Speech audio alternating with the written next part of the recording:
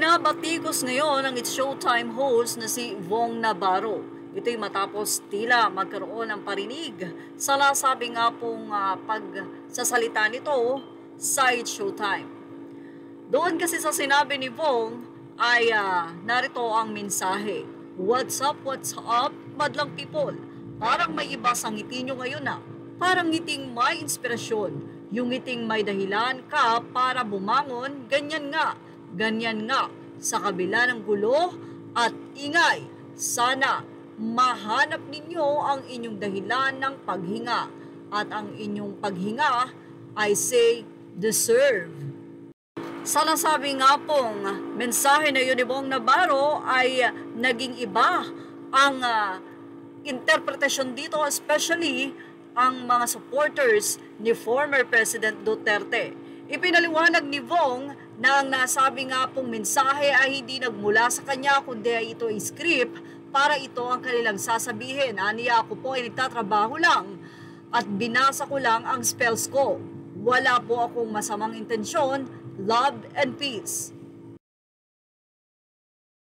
Samantala, ganun din kay Kim Chiu. Aniya, hoy, kaloka kayo, binasa ko lang yung script namin ng spells. Kayo talaga, GB lang tayo, spread kindness and good vibes. Matatandaang nasarado ang Channel 2 or ABS-CBN ang kanilang frequency sa nasabi nga pong administrasyon ni Pangulong Duterte. Nakita kasi na may mga back-paying taxes na hindi ginanap ng nasabing network, kung saan ay pilit na siningil ng gobyerno. At dahil dito, nawala ang nasabing network na ngayon naman ay nakakabangon na. Ilang mga netizen naman ang nagpaabot ng kanilang iba't ibang reaksyon hinggil dito.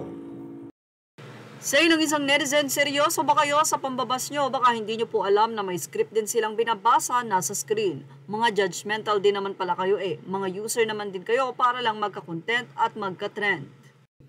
Panawagan tuloy ng ilang netizen na i-boycott ang movie ni Kim Chiu. Isang netizen ang nagsabi na hahaha nasasaktan sa salitang deserve, pues deserve nyo kahit out of context, binabahiran nyo ng politika.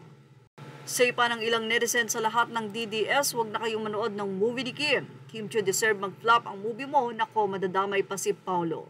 Hahaha pagbalik ni Tatay Digong para pasara ulit yung channel nyo, alagots na you Agent X44.